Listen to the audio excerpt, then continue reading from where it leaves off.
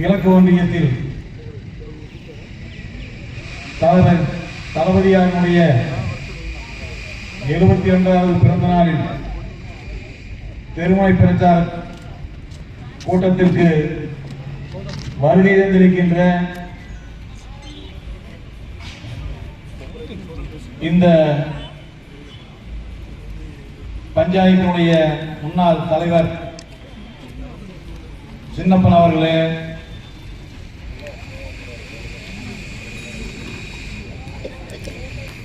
இந்த கூட்டத்திற்கு சிறப்புரையாற்ற வந்திருக்கின்ற கந்திரி கரிகாலன் அவர்களே, திருப்பூர் மனோகர் பாபு அவர்களே, ஒன்றிய மாவட்டத்தினுடைய ஒன்றிய துணைச் செயலாளர் வக்கீல் குமார் அவர்களே, நன்றியுரை நல்கியிருக்கின்ற செல்லத்துறை அவர்களே, இந்த விழாவிற்கு வருகை இருக்கின்ற மகளிர் அணி அமைப்பாளர் ஜெயந்தி அவர்களே, பவனி அவர்களே, மகளிர் தொண்டரணி அமைப்பாளர் மஞ்சுளா அவர்களே, லட்சுமி அவர்களே, ரகுபதி அவர்களே, சுரேஷ் அவர்களே, மகாகிருஷ்ணன் அவர்களே, காளிமுத்து அவர்களே, முரளி அவர்களே, கருணாபாய் அவர்களே மற்றும் இங்கு வருகை தந்திருக்கின்ற அனைத்து ஊடக நண்பர்களே, தாய்மார்களே, பெரியோர்களே அனைவருக்கும் வள்ளியம்மாவர்களே அனைவருக்கும் இந்த ஒவ்வொருவருடைய பெயரையும் சொல்லுவாங்க, எல்லாரையும் சொல்லுவாங்க. ஒட்டுமொத்த கலைஞர்களுடைய கழகத்தினுடைய உடன்பிறப்புகளை அனைவரும் ஒரே வார்த்தையில் சொல்லி இந்த சிறப்பான கூட்டத்தை ஏற்பாடு செய்திருக்கின்ற சின்னப்பன் உட்பட அனைவருக்கும் இங்கே ஒன்றியத்தின் சார்பாக வருக வருக என வரவேற்று நம்முடைய இந்த கூட்டத்தினுடைய நோக்கம் என்ன என்பதை எல்லாம் பின்னால் பேசுவார்கள். இப்பொழுது ஒவ்வொரு கூட்டத்திலும் உறுதிமொழி எடுக்கப்படும். அந்த உறுதிமொழியை நீங்கள் அனைவரும் நாங்கள் சொல்லுகின்ற பொழுது உங்களுடைய கைகளை நீட்டி அந்த உறுதிமொழியை ஏற்றுக்கொள்ளுமாறு அன்புடன் கேட்டுக்கொள்கின்றேன். அனைவரும் எழுந்து நின்று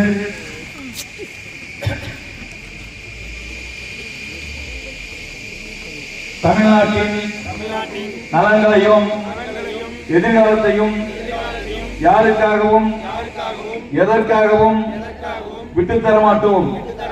தமிழ்நாட்டின் உரிமைகளுக்காக ஒன்றுபட்டு போராடுவோம். தமிழ்நாடு போராடும், தமிழ்நாடு வெல்லும். இதுதான் ஒரே இலக்கு. பஞ்சாயத்தினுடைய முன்னாள் தலைவர் சின்னப்பன் அவர்களை வருமாறு அன்புடன் அழைக்கின்றோம். சிறப்பான கூட்டத்திற்கு வருகை தலைமையேற்று நடத்தி கொண்டிருக்கின்ற எங்களது மேற்கொண்டிய செயலாளர் அண்ணன் சோமசுந்தரம் அவர்களே, மாவட்ட துணைச் செயலாளர் வக்கீல் குமார் அவர்களே,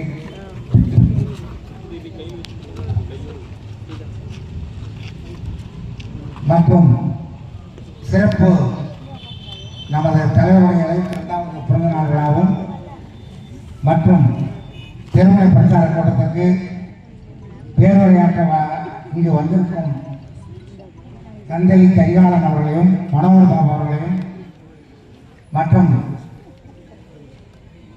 இங்கு மகாலட்சுமி பொறுத்தவரையிலே நம்முடைய கழக உடன்பிறந்த அனைவரையும் நன்றியுரை சொல்ல இருக்கும் செல்லத்துறை அவர்களையும் இங்கே வருவதற்கின்ற தாய்மார்களையும் மற்றும் அனைவரையும் வருவதற்கு வரவேற்று இந்த கூட்டம் ஒரு சிறப்பான கூட்டமாக இருக்க வேண்டும் என்று நமது ஒன்றிய செயலாளர் சொல்லுகின்ற போது அதற்காக கூட்டத்தை ஏற்பாடு செய்த ஜெயந்தி, லட்சுமி மற்றும் அனைவருக்கும் மற்றும் நமது ரகுதி ஏன்னா கட்சிக்காரர் எல்லாரும் சொன்னால் ரொம்ப நேரம் ஆகும். அதனால் அனைவரையும் வருகிறவர் என்று சொல்லி அதற்கு நான் நன்றி சொல்ல கடமைப்பட்டிருக்கின்றேன்.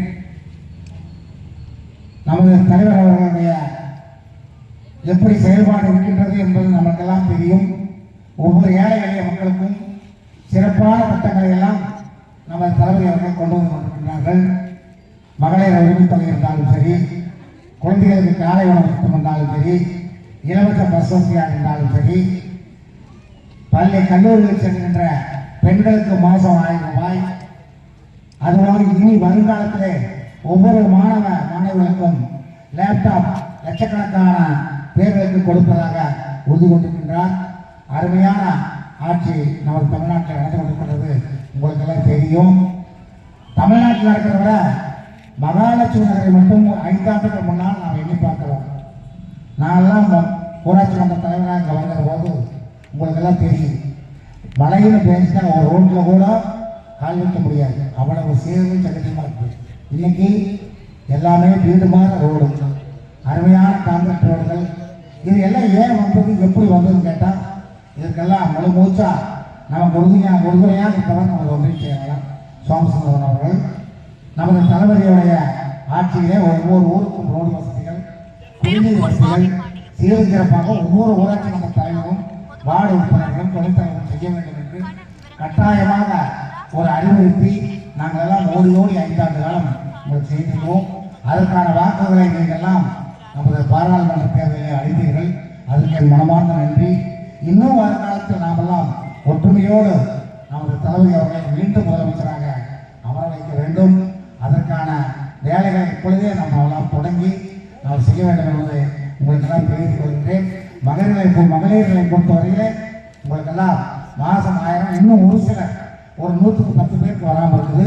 அதையெல்லாம் விரைவில் வாங்கி கொடுப்பதற்கான ஏற்பாடுகளை நமது ஒன்றிய செயலாளரும் மாவட்ட துணை செயலாளர் அண்ணா வக்கீல் குமார் அவர்கள் மூலமாக செய்ய முடியாத ஒன்றுமே இல்லை.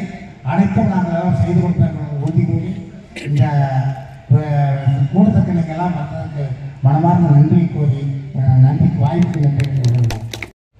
இயற்றலும் ஈட்டலும் காத்தலும் காத்து வகுத்தலும் வல்லது அரசு என்ற வள்ளுவனை வாக்கிக்கிணங்க திராவிட மாடல் ஆட்சியை முன்னாள் தலைவர் அவர்கள் மாவட்ட துணை செயலாளர்களுக்கு சால்வை வைக்கிறோம். திராவிட மாடல் ஆட்சியை நடத்தி கொண்டிருக்கின்ற திராவிட முன்னேற்ற கழகத்தினுடைய தலைவர், தமிழ்நாட்டினுடைய முதலமைச்சர் மாண்புமிகு தளபதியார் அவர்களுடைய 72வது பிறந்த நாளை முன்னிட்டு நடந்து வருகின்ற தெருமுனை பிரச்சார கூட்டத்தினுடைய தலைவர், பல்லடம் கிழக்கு ஒன்றிய கழகத்தினுடைய செயலாளர் அண்ணன் சோமசுந்தரம் அவர்களே, முன்னிலை பொறுப்பை வகித்துக் கொண்டிருக்கின்ற முன்னாள் ஊராட்சி மன்றத்தினுடைய தலைவர் மாவட்ட பிரதிநிதி அண்ணன் சின்னப்பன் அவர்களே, மாவட்ட பிரதிநிதி அண்ணன் நடராஜ் அவர்களே,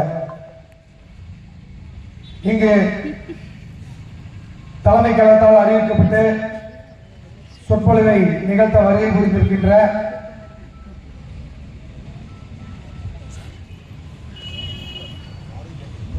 திருப்பூர் தலைமை கழகத்தினுடைய பேச்சாளர் திருப்பூர் மனோகர் பாபு அவர்களே, கந்தளி மன்னன் கந்தளி கரிகாலன் அவர்களே, மற்றும் இங்கு குழுமி இருக்கின்ற இளைஞரணியினுடைய தம்பிமார்களே, ஒன்றிய கழகத்துடைய நிர்வாகிகளே, மகளிர் அணியினுடைய நிர்வாகிகளே, மகளிரனுடைய அமைப்பாளர் ஜெயந்தி அவர்களே, மகளிர் தொண்டரனுடைய துணை அமைப்பாளர் சோபர்ணிகா அவர்களே, மகளிர் தொண்டரனுடைய அமைப்பாளர் மஞ்சுளா அவர்களே, மற்றும் இந்த ஊராட்சி மன்றத்தினுடைய முன்னாள் துணைத் தலைவர் செல்லத்துறை அவர்களே, கழக மூத்த முன்னோடிகளே, இங்கு வருகை புரிந்திருக்கின்ற பொதுமக்கள் அத்தனை பேருக்கும் என் முதற்கண் வணக்கத்தை உரித்தாக்கி வருகின்றேன். திராவிட முன்னேற்ற கழக அரசு பொறுப்பேற்றவுடன் திராவிட மாடல் ஆட்சியினுடைய நாயகன் அன்பு தளபதியார் அவர்கள் முதல் கையெழுத்தாக, முத்தான கையெழுத்தாக விடியல் பேருந்து, உங்களுக்கெல்லாம் மகளிருக்கு என்று சலுகை பேருந்து திட்டம் ஃபர்ஸ்ட் கையெழுத்து, தான் பதவியேற்ற முதல் கையெழுத்தை உங்களுக்கு போட்டு சலுகை பயணத்தை அறிவிச்சாங்க. இன்னைக்கு பஸ்ல யாரும் பணம் கொடுக்காம கட்டணம் செலுத்தாம நம்ம போயிட்டு இருக்கிறோம் இல்லைங்களா? அடுத்தபடியாக மகளிர் உரிமை தொகை, மகளிர் உரிமை தொகை மாதந்தோறும் ரூபாய் 1000 ரூபாய் மகளிருக்கு என்று அறிவித்தார்கள். 14ஆம் தேதி ஆனா டான்னு உங்களுடைய வங்கி கணக்குல வர வச்சு சொல்லிருக்காங்க.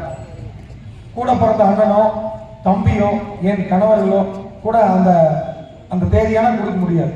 ஆனா தமிழக அரசு மாதந்தோறும் ரூபாய் 1000 உங்களுக்கு செலுத்தி வருகிறார்கள்.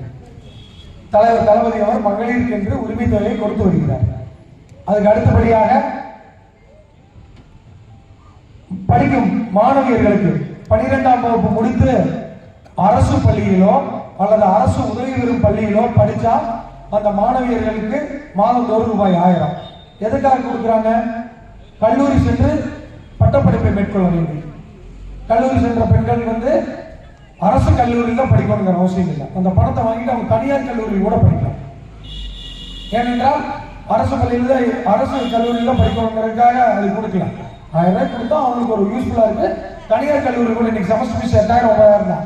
அதனால மாதந்தோறும் புதுமை பெண் திட்டத்தின் மூலியமா ரூபாய் 1000 அளித்து வராங்க. இத்தனை திட்டத்தை மகளிருக்கு கொடுத்தாச்சு, மாணவியர்களுக்கும் கொடுத்தாச்சு. புதுமை பெண் திட்டம் கல்லூரி செல்லும் பசங்க எல்லாம் பகுடு போயிடக்கூடாதுங்கிறதுக்காக தமிழ் புதல்வன் திட்டம் மாதந்தோறும் ரூபாய் 1000 அவங்களுக்கு. பள்ளிக்கூடம் முடிச்சுட்டு காலேஜ் போற பசங்களுக்கு மாசம் தோறும் 1000 பணம் கொடுக்குறாங்க. திராவிட முன்னேற்ற கழகத்தினுடைய அரசு, கழக அரசு, மாண்புமிகு தமிழகத்தினுடைய முதல்வர் அவர்கள் இது மாதிரியான மகத்தான திட்டங்களை உங்களுக்காக கொடுத்து கொண்டிருக்கிறார்கள். நாலு ஒரு மேனியும் பொழுது ஒரு வண்ணமும் நாலு ஒரு மேனியுமாக திட்டங்களை அறிவித்துக் கொண்டு வருகிறார்கள். வெறுமனே தலைமைச் செயலகத்தில் இந்த திட்டங்களை எல்லாம் அறிவித்தோம் விட்டுவிட்டோம் என்று இல்லாமல் கடற்கோடி மக்களுக்கும் சென்றடையும் வகையில் அந்த திட்டங்களை எல்லாம் செயல்படுத்தி காட்டியிருக்கிறார்கள். அதுக்கப்புறம் 5ஆம் வகுப்பு வரைக்கும் காலேஜ் சென்று இருக்கலாம். குழந்தைங்க சாப்பிடாம போனா காலையில ஸ்கூல்லயே சாப்பிடலாம். அதுக்கு மெனு கொடுத்து காலையில் உப்புமா, ஒரு நாள் உப்புமா, ஒரு நாள் பொங்கல், ஒரு நாள் கிச்சடி, இந்த மாதிரி ஒவ்வொரு நாளும் ஒவ்வொரு வகையான உணவுகள் கொடுத்து கொண்டிருக்காங்க. அது ஏன் கொடுக்குறாங்க? கணவன் மனைவியர்கள் இருவரும் இந்த மாதிரி டவுன் நகரத்தில் இருக்கிறவங்க எல்லாம் 2 பேரும் காலையில் எழுந்திரிச்சு பரபரப்பா வேலைக்கு போயிடுவாங்க. அந்த குழந்தை ஒன்றா சாப்பிடாம போகும் அல்லது சாப்பாடு எடுத்துட்டு போகாம போகும். நிறைய அறிவித்து உங்களுக்காக செயல்படுத்திக் கொண்டிருக்கிறார்கள். எனக்கு பின்னால் வருகிற சொற்பொழிவாளர்கள் விளக்கமாக உங்களுக்கு கூறுவார்கள். ஏனென்றால் ஒவ்வொரு நாளும் பார்த்து மகளிருக்கென்று ஒவ்வொரு விஷயத்தையும் பார்த்து செய்து கொண்டிருக்கிறார்கள். நிறைய பேர் சொல்றாங்க, எதிர்கட்சியில் இருக்கிற அண்ணாமலை போன்றவர்கள்லாம் சொல்றாங்க, திராவிட முன்னேற்ற கழகம் ஆட்சி அமைந்தால் இளவரசர் சீமான் எல்லாம் சொல்றாங்க. என்ன சொல்றாங்க? திராவிட முன்னேற்ற கழகம் ஒவ்வொரு முறையும் ஆட்சி கட்டில் அமரும் போதெல்லாம் இலவசங்களை வாரி அளிக்கிறார்கள் என்று நிறைய பேர் நீதிமன்றத்தை கூட நாடினார்கள். கொள்கை முடிவில் நீதிமன்றம் தலையிடப்படாது என்று நீதியரசர்கள் கூறிவிட்டார்கள். ஏனென்றால் இதெல்லாம் ஏன் உங்களுக்கு கொடுக்குறாங்க அப்படின்னா, உங்கள் வாழ்வாதாரத்தை முதலில் பெருக்கிக் கொள்ளவும், வாழ்க்கை தரத்தை உயர்த்திக் கொள்ளவும், இந்த சமுதாயத்தில் அனைத்து மக்களும் சமநிலை பெற வேண்டும் என்ற ஒரே நோக்கத்துடன் தான் இந்த திராவிட மாடல் அரசு செயல்பட்டுக் கொண்டிருக்கிறது. இதை பார்த்து ஒவ்வொரு மாநிலத்திலும் ஒவ்வொரு மாநில அரசாங்கங்களும் இந்த மாதிரியான திட்டங்களை செயல்படுத்திக் கொண்டிருக்கிறது. டெல்லியில 2500 கொடுக்குறாங்க, பக்கத்து மாநிலத்தில் புதுச்சேரியில் 2500 கொடுக்குறாங்க. நம்மளை பார்த்தா ஒருத்தர் இந்த திட்டங்களை எல்லாம் வளர்த்து கொண்டிருக்கிறார்கள். அதனால் அருமையான ஆட்சி நடந்து கொண்டிருக்கிறது. இந்த ஆட்சிக்கெல்லாம் என்றும் இந்த மகளிரும் இந்த பொதுமக்களும் உறுதுணையாக இருக்க வேண்டும். அப்பொழுதுதான் நாம் நினைப்பதை இந்த நாட்டில் செயல்படுத்த முடியும். அதுக்கப்புறம் ஒரு பிரச்சனை, பெரிய பிரச்சனை போயிட்டு இருக்கு, மும்மொழி கொள்கை. ஆளுகின்ற ஒன்றிய பாஜக அரசு மும்மொழி இந்தி மொழியை திணிக்க வேண்டும் என்று போராட்டம் நடத்தி கொண்டிருக்கிறது. ஒருபோதும் இந்த தமிழகத்திலே அது நடக்கவே நடக்காது. எத்தனையோ முறை இது மாதிரி நடந்தப்பெல்லாம் முத்தமிழறிஞர் டாக்டர் கலைஞர் அவர்கள் மாநிலத்தில் சுயாட்சி, மத்தியில் கூட்டாட்சி என்ற தத்துவத்தை நிலைநாட்டும் விதமாக ஆட்சி கட்டிலிருந்து இறங்கியிருக்கிறோமே தவிர அவங்களுக்கு அடிபடைந்ததே கிடையாது. இந்த அரசாங்கம் கண்டிப்பாக அதை செய்தே தீர வேண்டும். என்ன, நாம இருமொழி கொள்கையை தான் பின்பற்றி கொண்டிருக்கிறோம். என்ன மொழி? இருமொழி. ஒண்ணு தாய்மொழி தமிழ் மொழி. நம்ம தாய்மொழி தமிழ் மொழிக்கு வரலாறு உண்டு. 3000 ஆண்டுகளுக்கு மேற்பட்ட மொழி தமிழ் மொழி. அதுக்கு மொழிக்குன்னு வடிவம் இருக்குது, மொழிக்குன்னு அதிகாரங்கள், காப்பியங்கள், எத்தனையோ இலக்கியங்கள், இலக்கிய நடைகள் எத்தனையோ இருக்கிறது. ஏதாவது ஹிந்தி மொழிக்கு இருக்கிறதா ஏதாச்சும் அடையாளம்? அந்த மொழிக்கு ஒரு வடிவம் இருக்கிறதா? அதை போய் நம்மளை படிக்க சொல்றாங்க. ஆங்கில மொழின்னு சொல்லுவாங்க. ஏன் ஆங்கில மொழி 2வது மொழியா படிக்கிறோம் அப்படின்னா, மேலை நாடுகள் 170 மேற்பட்ட நாடுகள் இருக்கிறது. அந்த நாடுல போனா இங்கிலீஷ்ல பேச முடியும், ஹிந்தி பேச முடியும். ஆங்கிலத்தில் கூறுவார்கள் இந்த கம்யூனிகேஷன் லாங்குவேஜ் இங்கிலீஷ் அப்படின்னு. அந்த மாதிரி ஆங்கிலத்திற்கு ஆங்கிலம் வந்து ஒரு ஒரு மொழி பரிமாற்றத்துக்கான மொழி. அதனால நம்ம அதை மொழியை படிச்சோம்.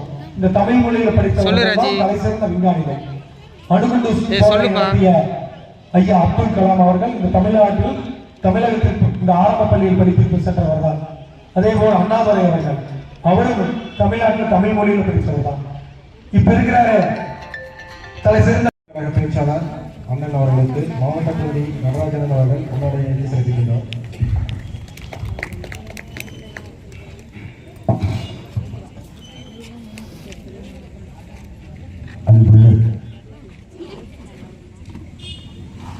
பல்லடம் கிழக்கு ஒன்றிய திராவிட முன்னேற்ற கழகத்தின் சார்பில் எழுச்சியோடும் பெரும் உணர்ச்சியோடும் நடைபெறுகிற வாழ்கின்ற தலைமுறையின் வசந்த காலம், வருங்கால தலைமுறையின் வரலாற்று நாயகன் மாண்புமிகு தமிழ்நாட்டினுடைய முதலமைச்சர்,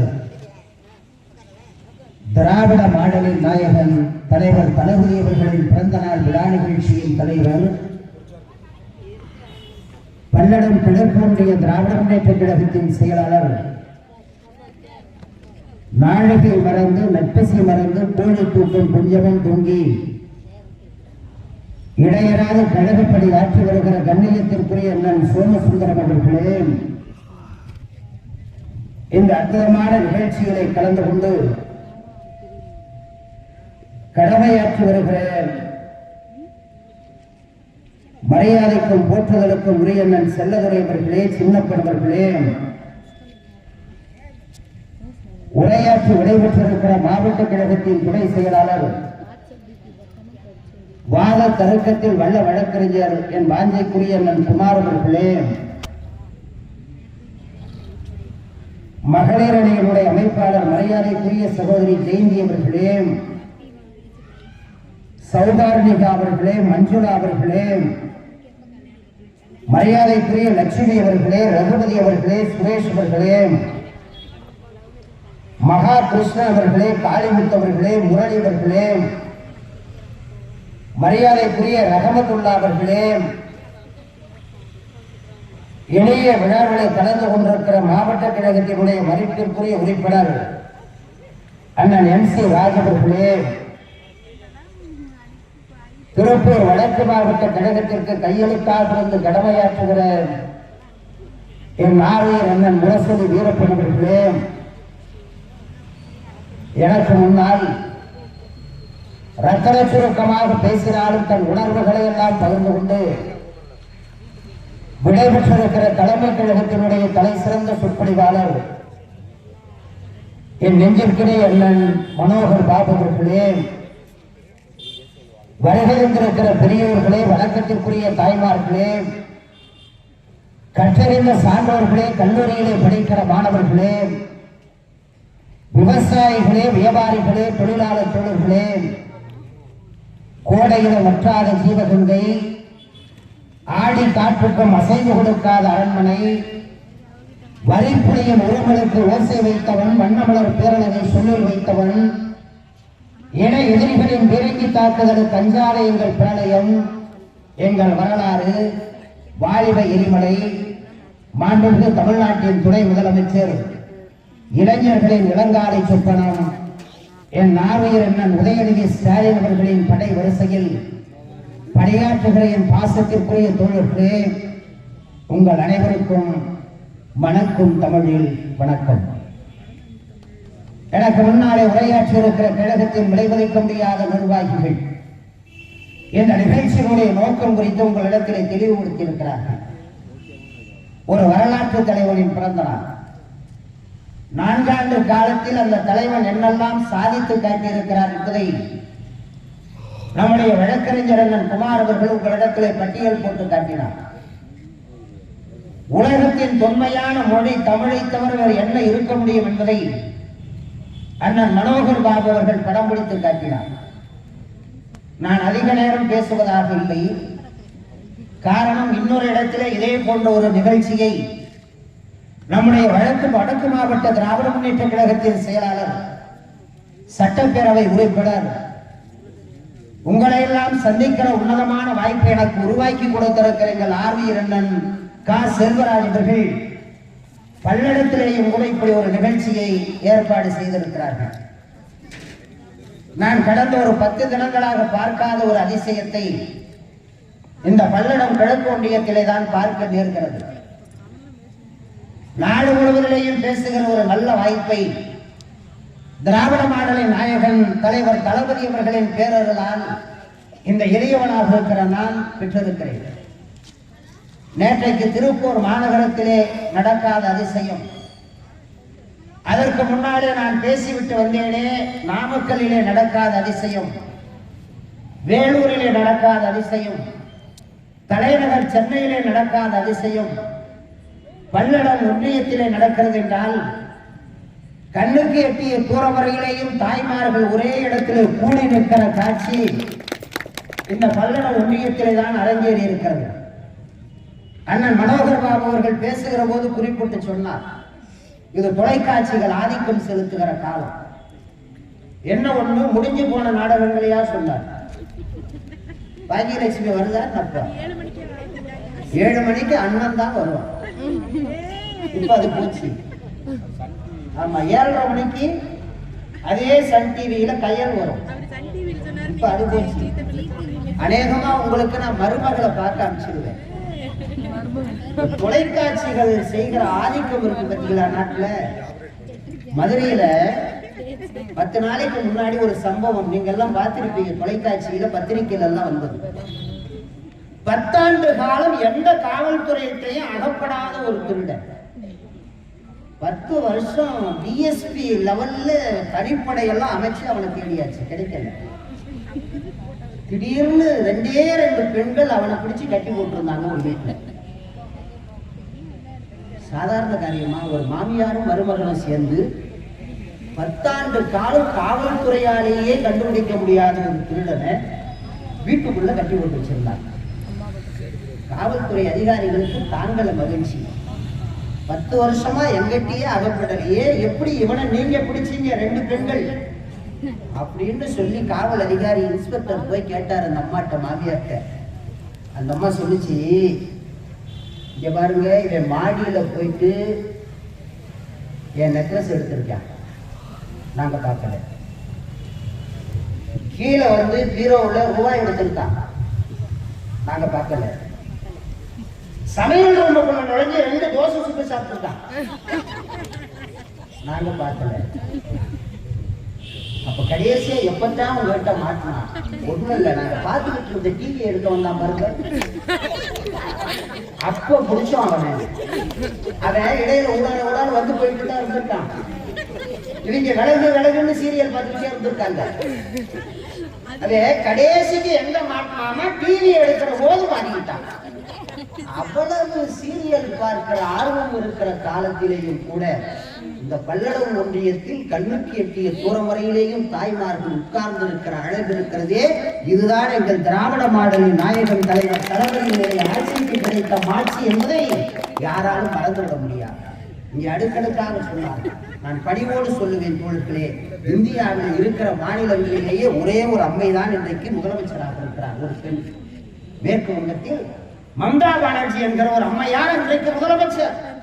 நான் பணிவோடு சொல்லுவேன், ஒரு பெண் முதலமைச்சராக இருக்கிற மாநிலத்திலேயும் கூட பெண்கள் பாதுகாப்பாக இருக்கிறார்களா என்றால் இல்லை. இந்தியா டுடே என்ற ஒரு பத்திரிகை தமிழிலேயும் கூட வருகிறது. அந்த பத்திரிகை இந்தியா முழுமைக்கும் போய் ஒரு ஆய்வு நடத்தினார்கள். அந்த ஆய்வின் கடைசியாக அவன் அறிவித்தது என்ன தெரியுமா? இந்தியாவிலேயே பெண்கள் பாதுகாப்பாக இருக்கிற ஒரே மாநிலம் திராவிட மாடல் ஆட்சி நடக்கிற தமிழ்நாடுதான் என்கிற சரித்திரத்தை அந்த வரலாற்று தலைவர் தளபதி அவர்கள் இன்றைக்கு நிகழ்த்தி காட்டியிருக்கிறார். அதனாலேதான் அந்த தலைவனுக்கு பிறந்தார். நான் ஒரு இடத்தில் பணிவோடு சொல்லுவேன், இன்றைக்கு கல்விக்கூடங்கள் எல்லாம் 4 ஆண்டு காலத்திற்கு முன்னாலே எப்படி இருந்தது? பேசுகிற போது இவர் பணிவோடு சொல்லுவேன் நண்பர்களே, அண்ணன் மனோகர் பாபு அவர்கள் குறிப்பிட்டு சொன்னாரே, நம்முடைய வழக்கறிஞர் அண்ணன் குமார் அவர்கள் துவங்குகிற போதே ஒரு திருக்குறளோடு துவங்கினார். நான் கேட்க விரும்புகிறேன், எடப்பாடி பழனிசாமி முதலமைச்சரா இருக்கையில 2 அதிமுக காரன் பஸ்ல ஏறிட்டான். நீங்க அரசாங்க பஸ்ல இன்னைக்கும் நீங்க போறீங்க இல்லையா, விடியல் பயணம் பஸ்ல ஏறி முதல் படியில ஏறி அண்ணாந்து பார்த்தீங்கன்னா அங்கே ஒரு குறள் எழுதி வச்சிருப்பான், வள்ளுவனுடைய படம். 1969 எங்கள் அண்ணா மறைந்ததற்கு பிறகு, அன்பு தலைவர் கலைஞர் முதலமைச்சரானதற்கு பிறகு முதலாக பேருந்திலே வரையப்பட்டதுதான் திருவள்ளுவரின் படமும், அங்கே அச்சிடப்பட்டதுதான் திருவள்ளுவரின் உடைய குறள். ஆனா ஏறின 2 பேருமே எடப்பாடி கம்பெனி. ஏறி வரிசையிலே அவனுக்கு இடம் கிடைச்சிது. ஏறி உட்கார்ந்த உடனே அண்ணாந்து பார்க்கிறான், வள்ளுவர் படம். இந்த பக்கத்துல இருந்தவன்ட்ட கேட்டான், இந்த வள்ளுவர் படத்தை காட்டி யாரா வருமா? அவன் சொன்னான், இவரை தெரியாதாடா, இவர் தான் இந்த பஸ் கம்பெனி ஓனர்மா. ஏண்டா அவ்வளவு தாடி வச்சிருக்காருன்னா, அம்புட்டு நட்டத்துல ஓடனா அவர் என்னடா செய்வாரு? ஒரு தலைமுறைக்கே வள்ளுவர்னா யாருன்னு தெரியாம ஆக்கியாச்சு எடப்பாடி. ஆனால் என் அருமைக்குரிய தோழர்களே, இல்லம் தேடி கல்வி என்கிற அற்புதமான திட்டத்தை கொண்டு வந்து மாணவர்களின் உள்ளத்தில் மறுமலர்ச்சியை உண்டாக்கிய தலைவன் தளபதி மு.க. ஸ்டாலின் என்கிற வரலாற்று தலைவன். அதனாலேதான் அந்த தலைவனுக்கு பிறந்த நாள் விழாவை கொண்டாடுகிறார். நான் இன்னும் கூட சொல்லுவேன், என் அருமைக்குரிய தோழர்களே, இந்த 4 ஆண்டு காலம் அந்த தலைவன் முதலமைச்சர் பொறுப்பில் உட்கார்ந்தார். இந்த 4 ஆண்டு காலத்தில் இந்தியாவில் எந்த முதலமைச்சரும் சாதிக்காததை சாதித்து காட்டியிருக்கிற தலைவர் தளபதி மு.க. ஸ்டாலின் என்கிற வரலாற்று தலைவன் என்பதை யாராலும் மறந்துவிட முடியாது. இன்றைக்கு அந்த தலைவன் போடுகிற திட்டங்கள், அந்த தலைவன் அறிவித்திருக்கிற அறிவிப்புகள், அந்த அறிவிப்புகள் எல்லாம் நடைமுறைக்கு அன்றாடம் வந்ததற்கு பிறகு தமிழ்நாட்டில் நாம் வாழவில்லை என்கிற ஏக்கம் வட இந்தியாவில் இருக்கிறவர்களுக்கு இன்றைக்கு வந்திருக்கிறது. ஆனால் இதை பத்தி எந்த கவலையும் மத்தியிலே ஒன்றியத்திலே ஆளுகள் யாருக்கும் கிடையாது. நான் உங்ககிட்ட பணிவா சொல்றேன், ஆட்சி பொறுப்புக்கு வந்தோம், கொரோனா என்கிற ஒரு கொடிய நோய் உச்சத்தில் இருந்த காலம். எடப்பாடி பழனிசாமி முதலமைச்சர் இருக்கையிலே வந்துட்டு, அப்பதான் எதிர்கட்சி தலைவராக இருக்கிற தலைவர் தளபதி அவர்கள் ஒரு கோரிக்கையை வச்சார். வீட்டில் இருந்து வெளியிலே வர முடியாது, கணவனோடு மனைவி பேச முடியாது, நண்பர்களோடு கைகுலுக்கிக் கொள்ள முடியாது, காய்கறி வாங்க முடியாது, மளிகை கடைக்கு போக முடியாது, ஏன் மருந்து கடைகளும் கூட மூடப்பட்டிருந்த நேரம். அப்பதான் எடப்பாடி பழனிசாமி முதலமைச்சராக இருக்கிற போது கோரிக்கை வைத்தார், நீங்கள் உடனடியாக ரேஷன் கார்டு வைத்திருக்கிறார்களே அவர்களுக்கு 5000 ரூபாயை தர வேண்டும் என்று கோரிக்கை வைத்தார். உடனே முதலமைச்சராக இருக்கிற எடப்பாடி பழனிசாமி சொன்னார், நம்முடைய கஜானா காலியாக இருக்கிறது, 1000 ரூபாய்க்கு மேல என்னால் ஒன்றும் செய்ய முடியாது. ஆனால் நான் முதலமைச்சராக வந்ததற்கு பிறகு மீதி தொகையை தருவேன் என்று வாக்குறுதி தந்த தலைவர் மு.க. ஸ்டாலின் தான் 2000 ரூபாய் என்று 2 தவணைகளாக 4000 ரூபாயை தந்து அதை 5000 ரூபாயாக சரி செய்து காட்டிய தலைவன் தளபதி மு.க. ஸ்டாலின் என்கிற வரலாற்று தலைவர். அப்பேற்பட்ட நேரத்தில் அந்த 4000 ரூபாய் அவர் கொடுத்ததோட நின்று போச்சா? இல்ல, அடுத்து பொங்கல் வந்தது. பொங்கல் வந்த உடனே பொங்கல் தொகுப்புன்னு சொல்லி மளிகை சாமான எல்லாம் ஒரு பையில போட்டு கொடுத்தாரு. ஆனா இப்ப என்ன தெரியுமா நிலைமை? நமக்கு எவ்வளவு ரூபாய் தரணும் தெரியுமா? ஒன்றிய அரசு தந்த வாக்குறுதிகளை இவர் தந்துட்டார். யாரே? முதலமைச்சர். நமக்கு ஒரு வாக்குறுதி தந்தார் ஒருத்தர், இந்தியாவினுடைய தலைமை அமைச்சராக இருக்காரு மிஸ்டர் மோடி. நம்ம அக்கௌண்ட்ல 15 லட்சம் ரூபாய் போடுறேன்னா சத்தியமா எனக்கு வரல. அண்ணன் குமாருக்கு வந்துச்சான்னு எனக்கு தெரியல. அண்ணன் சோமசுந்தரம் போகும்போது தான் இந்தா இல்லையானாலும் சொல்லுவார். நீங்க யோசிச்சு பாருங்க, 15 லட்சம். எனக்கு என்ன பெரிய வருத்தம்னா, உங்களுக்கு போடல, எனக்கு போடல, இங்க இருக்கிற யாருக்கும் போடல, குறைந்தபட்ச அந்த ஆளு அவன் மனைவிக்காவது போட்டிருக்கிறோமா இல்லையா? இப்ப தெரியுதா? கட்டின பொண்டாட்டியே வச்சுட்டு காப்பாற்றுவதற்கு துப்புள்ளாத ஒருத்தம் தான் இந்தியாவையே பாதுகாப்பான்னு சொல்லி ஒரு பிம்பத்தை உருவாக்குறதுடைய விளைவு இப்ப எங்க நிக்குது தெரியுமா? நமக்கு 2500 கோடி ரூபாயை தரணும், தரல. இன்னைக்கு நாடாளுமன்றத்திலே கழகத்தினுடைய பொதுச் செயலாளர் ஈண்டெடுத்த பிள்ளை வேலூர் நாடாளுமன்ற உறுப்பினர் அண்ணன் கதிரானந்த் கேட்டிருக்கிறார், 100 நாள் வேலை திட்டத்திற்கு 6000 கோடி ரூபாய் பணம் தரணும். இந்த நிமிஷம் வரைக்கும் கொடுத்தாங்களா? கேட்டாங்க. ஒரு அம்மா இருக்கு நிதியமைச்சர், நீங்கெல்லாம் டிவியில் அந்த அம்மாவை பார்த்துருப்பீங்க. பெண்ணுக்கு பெண்ணே பேராசை கொள்ளும் பேரழகு படைத்த பெண்மணி நிர்மலா சீதாராமன் பேர். எனக்கு தெரிஞ்சு நியாயமா அந்த மனோகர் பாபு பேசும்போது சொன்னார் பார்த்தீங்களா, கும்பமேளா. அந்த கும்பமேளாவில் ஊசிமணி பாசிமணி விற்கிறதுக்கு தகுதியான பொம்பளை அந்த பொம்பளை தான். அது ஏதோ தவறி வேற ஒரு பொண்ணு போயிருக்காங்க. யோசனை பண்ணி பாருங்க, அதுக்கும் லாய்க்கு இல்லாத ஒரு பொம்பளை மகளிர் உரிமை தொகை 1000 ரூபாயை இந்தியாவில் எவனுமே தரல, தலைவர் தளபதி தராரு. அந்த அம்மா சொல்லுது பிச்சை காசு. நம்ம வாங்குறோமே 1000 ரூபாய், அந்த அம்மா என்ன சொல்லுது? பிச்சை காசு. அருமைக்குரிய தோழர்களே, நமக்கு கிடைச்ச மாதிரி பிரதமர், நமக்கு கிடைச்ச மாதிரி ஒரு நிதியமைச்சர், நமக்கு கிடைச்ச மாதிரி ஒரு கவர்னர் உலகத்துல வேற எந்த நாட்டுக்குமே கிடைச்சிருக்க மாட்டான். ஒருத்தனுக்கும் தமிழ்நாடுன்னு சொன்னா ஏன் தான் அப்படி ஒரு எரிச்சல் வருதுன்னு தெரியல. அதுக்கு என்ன காரணம் தெரியுமா? இந்தியாவின் அரசியல் வரலாற்றில் தமிழ்நாடு தான் இருக்கிற மாநிலங்களிலேயே எல்லா வகையிலேயும் உச்சத்தில் இருக்கிறது என்கிற வரலாற்றை இந்த 4 ஆண்டு காலத்தில் உருவாக்கி காட்டியிருக்கிற தலைவர் தளபதி மு.க. ஸ்டாலின் என்கிற வரலாற்று தலைவர். இந்த எரிச்சல் தாங்காமத்தான் முதல்ல எங்க வந்தாங்க தெரியுமா? தமிழர்களை காலி செய்யணும்னா அதுக்கு ஒரே ஒரு வழிதான். உலகத்திலேயே மருத்துவத்தில் முதன்மையான இடத்தில் இருக்கிற நாடு தமிழ்நாடு. நீங்க சங்கர் தயாள் சர்மான்னு ஒரு துணை குடியரசுத் தலைவராக, அவருக்கு கண் ஆபரேஷன் பண்றதுக்கு ஒரு குடியரசின் துணைத் தலைவராக இருந்தவர் எங்க வந்தார் தெரியுமா? தமிழ்நாட்டினுடைய தலைநகராக இருக்கிற சென்னைக்கு தான் வந்தவர் கண்ணை சரி செய்து கொண்டு போனார். உலகத்திற்கே வழிகாட்டுகிற மருத்துவமனைகள் எல்லாம் தமிழ்நாட்டிலே தான் இருக்கிறது. ஆனா என் அருமைக்குரிய தோழர்களே, அந்த மருத்துவர்கள் எல்லாம் என்ன நீட்டு படிச்சுக்கிட்டா மருத்துவரானா?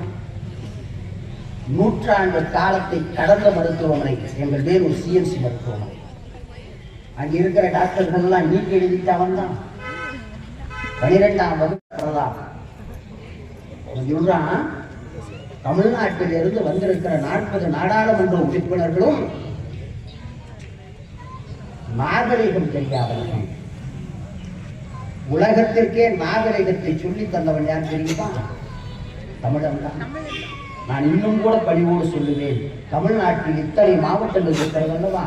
தமிழ்நாட்டிலே இருக்கிற மாவட்டங்களிலேயே விருந்தோம்பலுக்கு பெயர் பெற்ற மாவட்டம் இந்த ஒன்றுபட்ட கொங்கு மண்டலம் தான் என்பதிலே யாருக்கும் மாற்று கருத்து இருக்க முடியாது.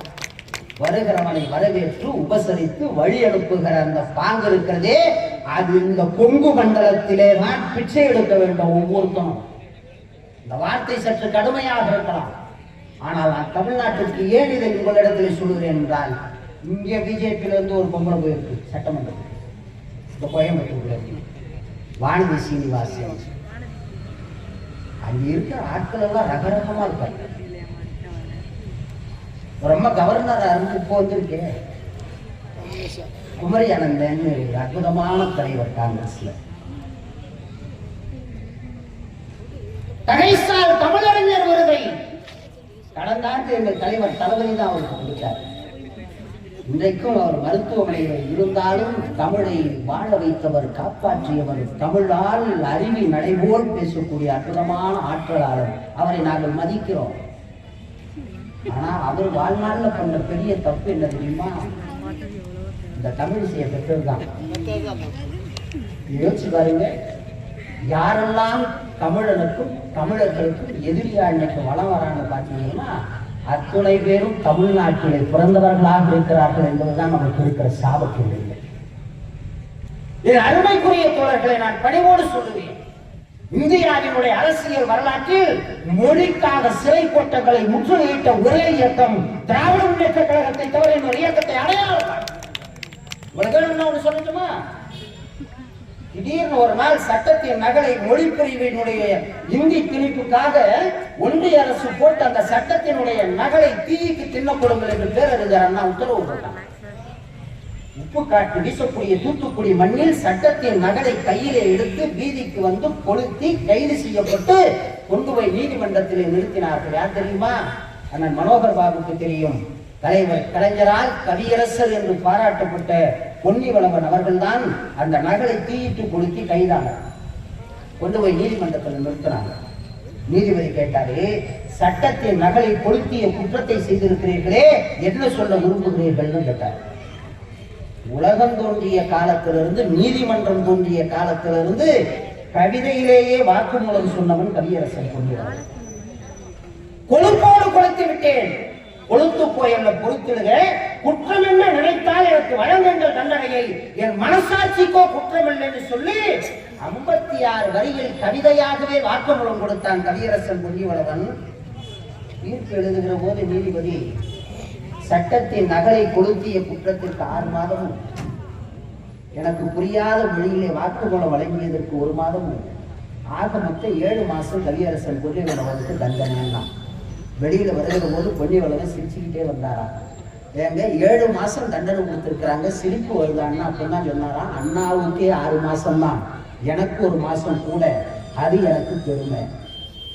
நீங்கள் இந்த மொழியை பாதுகாப்பதற்கு எத்தனை ஆண்டு காலம் வேண்டுமானாலும் சிறையிலே கழிப்பதற்கு திமுக காரன் தயார் என்பதை ஏறக்குறைய 35 ஆண்டுகளுக்கு முன்னாடியே இந்த நாட்டில் பதிவு செய்து விட்டு போகிறார். திடீர்னு நடந்ததே சமீபமா பார்த்திருக்கீங்களே, டாஸ்மாக்ல ஊழல் நடந்துருச்சு. எங்கே டாஸ்மாக்ல? சரி, இப்ப என்ன செய்யலாம்? ஆர்ப்பாட்டம் செய்ய போகிறோம். செய்ய யார் தெரியுமா? தமிழ்நாட்டுக்கு பிஜேபிக்கு ஒரு தலைவர் கிடைச்சிருக்கான், பார்த்திருக்கீங்களா? ஆப்பிரிக்க நாட்டிலிருந்து அழிந்து வரக்கூடிய ஒரு வனவிலங்கை போல முகத்தை வச்சுக்கிட்டாங்க. அவனை கைது செய்தார், கொண்டு போய் ஒரு மண்டபத்திலே பாதுகாப்பாக வைத்தார். மாலை 6 மணி ஆன உடனே நான் 10 விமானங்கள் வச்சுட்டேன், என்னை உடனே விடுதலை பண்ணுங்க. வள்ளுவர் கோட்டத்துக்கு முன்னாடி திடீர்னு திமுக அரசாங்கத்தை எதிர்த்து ஆர்ப்பாட்டம். எனக்கு நீண்ட நாள் ஒரு சந்தேகம், வழக்கறிஞரா இருக்கிற அண்ணன் குமார் தான் இதுக்கு ஒரு தீர்வு சொல்லுவாருன்னு நினைக்கிறேன். உள்ளபடியே அதனால ஐபிஎஸ் படிச்சாங்க, போலீஸா இருந்தாங்க, 20,000 புத்தகம் படிச்சிருக்கிறேங்கிறான். எனக்கு விளங்கல. நீங்க ஒரு இன்ஸ்பெக்டர் வந்தாரு காரில், வேற யாரு? ஒரே ஒரு இன்ஸ்பெக்டர் ஜீப்ல அந்த வழியா வந்தார், ஆர்ப்பாட்டம் நடக்கிற வழியா வந்தார். ஒரு ஐபிஎஸ் படிச்சவன் அந்த ஜீப்பை பார்த்த உடனே ஆட்டோல ஏறி ஓடிட்டான். நல்ல காலம் வாடகை சைக்கிள்னா இப்ப யாரும் வருவதில்லை, ஆட்டோல ஏறி ஓடிட்டான். இங்க உட்கார்ந்து இருக்கிற அந்த மனோகர பாபுக்கு தெரியும், ஜெயலலிதா அவருக்கு முதலமைச்சரா இருக்கிற போது என் மேல ஒரு 9 வழக்கு போட்டு சொன்னம்மா. நான் ஒன்றும் தப்பா தான் பேசல, எங்களை தப்பா பேசுற அளவுக்கு இந்த இயக்கம் எங்களை வளர்க்கல. நான் என்ன கேட்டேன், திடீர்னு அந்த அம்மா என்ன பண்ணுச்சு, தலைவர் கலைஞர் முட்டை கொடுத்ததை எடுத்துட்டு இனிமேல் கொட்டைதான் தருவேன். நான் சொன்னோம், காமராஜர் வந்தார், மதிய உணவு கொடுத்தார், எம்ஜிஆர் வந்தார், சத்துணவு கொடுத்தார், கலைஞர் வந்தார், இந்த குழந்தைகளுக்கெல்லாம் இன்னும் கொஞ்சம் ஊட்ட வரணும்னா முட்டை கொடுக்கலாமே, முட்டை கொடுத்தார். நியாயமா முறையா, அம்மா நீங்க முதலமைச்சரா வந்திருக்கிறீங்க, நீங்க என்ன செய்யணும், இந்த குழந்தைகளுக்கெல்லாம் பால் கொடுக்கணுமா இல்லையாங்க? இதுல என்ன தப்பு? ஒரு தமிழர் பால் கொடுத்து வந்தா இல்லை, அவரூரா நான் பேசினேன்னு என் மேல வழக்கு போட்டு திருச்சியில இருக்கேன் நான். குருன்னு ஒரு ஹோட்டல் பஸ் ஸ்டாண்ட் இவங்கெல்லாம் வந்திருப்பாங்க தெரியும். என்னை கைது பண்ணும்போது என்ன நேரம் தெரியுமா? இரவு 2:15 மணி அதிகாலை. என்னை கைது செய்யறதுக்கு எத்தனை போலீஸ் தெரியுமா? 48 பேர். ஒரு டிஎஸ்பி தலைமையில என்ன கைது. இப்போவாச்சும் நான் பரவாயில்லையா, குடும்பத்தை பாருங்க, 15 ஆண்டுகளுக்கு முன்னாடி 48 பேர் ஒரு வேட்டையா வந்திருக்காருன்னா வாழை சேர்த்து வாங்கிட்டு போயிருக்கு. நீங்க முன்னாடி ஒரு ஜீப்பு, பின்னாடி ஒரு சுமோ, இடையில ஒரு டெம்போ டிராவலர், அதில்தான் என்னை ஏற்றி உட்கார வச்சாங்க. நீங்க இங்க பாருங்க,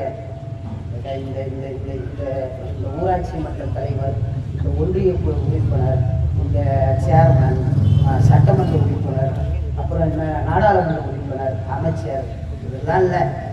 நான்லாம் ஒரு உச்சபட்சமான பதவி ஒண்ணு இருக்குன்னு நான் நினைக்கிறேன்னா அது திமுகவினுடைய கிளைக்கழக செயலாளர் பதவிதான் இருப்பதிலேயே உயர்ந்த பதவியான நம்மளால அந்த பதவிக்கும் வர முடியல. அது வேற. எனக்கு என்னன்னா என்ன டெம்போ டிராவலர்ல ஏற்றி உட்கார வச்சு கிருஷ்ணகிரி நீதிமன்றத்துக்கு என்ன கூட்டிட்டு போனாங்க பத்தியில. நான் கிருஷ்ணகிரி போய் இறங்குற வரைக்கும் மந்திரி என்ற நினைப்புல தான் போனேன். நமக்கு அதெல்லாம் வாழ்க்கையில் கிடைக்க போச்சுல. நம்ம அப்படி ஒரு நினைப்புல தான் போனேன். இதுல எந்த அதிசயம்னா இடையில அந்த டிஎஸ்பி என்ன பண்றாரு, போன் பண்ணி யாருக்கையோ, சார் கந்தரி கரியாளன் அரெஸ்ட் பண்ணிட்டோம் சார், கந்தரி கரிகாலன் அரெஸ்ட் பண்ணிட்டு எனக்கு எரிச்சல் தாங்காம சேலம் தாண்டின உடனே நான் அந்த ஆள்கிட்ட கேட்டேன், உன் சர்வீஸ்லயே நான் தான் முதல்ல, உனக்கு வேற யாரும் கிடைக்கலையா?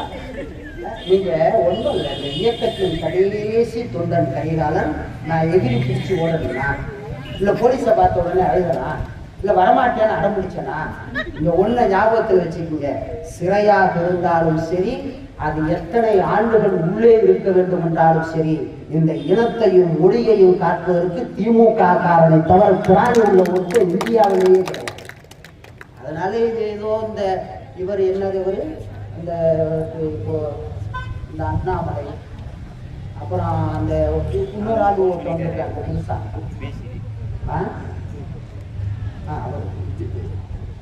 எனக்கு தெரிஞ்சு சார் திமுகவில் ஒரு கிளைக்கழகம், அதுக்கப்புறம் ஒரு ஒன்றிய கழகம், அதுக்கப்புறமா ஒரு மாவட்ட கழகம், அதுக்கு இடையிலேயே மாவட்டத்துக்கு ஒரு 4 உறுப்பினர்கள், பொதுக்குழு, செயற்குழு, எதுவுமே கிடையாது. மாவட்ட செயலாளர்களை அவர் அங்கே உட்காந்து அறிவிப்பாராம். 2026 முதலமைச்சர் ஆகிறார். நீங்க சென்னையில் ஒரு பெரும் வெள்ளம், என் தலைவர் அந்த கவுன்சிலர்கள் எல்லாம் படுக்கிற பாதிப்பு பாவம். காலையில 4 மணிக்கு போய் முழங்கால் தண்ணியில நின்றுட்டு அரிசி வச்சுக்கிட்டு இருக்கேன், நம்மால் காய்கறி வச்சுக்கிட்டு இருக்கேன். இவர் என்ன பண்றாரு, எல்லாம் கிளம்பி பனையூருக்கு வாங்கப்பா, நான் தயாரா வச்சிருக்கேன், வந்து பைய வாங்கிட்டு போங்க. எனக்கு தெரிஞ்சு இந்தியாவிலேயே நலத்திட்ட உதவிகளை வாங்குறதுக்கு ஒருத்தர் வீட்டுக்கு கூப்பிட்ட ஒரே தலைவர் அவங்க. இப்ப அவரு அடுத்து முதலமைச்சர் ஆகணும். எல்லாம் டிவி பார்க்குறவங்க, எங்களுக்கு என்ன சிக்கல்னா ஆரம்பிச்சோம்னா முடிக்க மாட்டோம். இப்போ அங்கே இன்னொரு கூட்டம், அதனால நான் நிறைவாக உங்களுக்கு சொல்றேன், டிவி பார்க்குறீங்க, பத்திரிகை செய்தி பார்க்குறீங்க. இப்போ நான் சொன்னேன்ல இந்த தலைவர்கள் எல்லாம்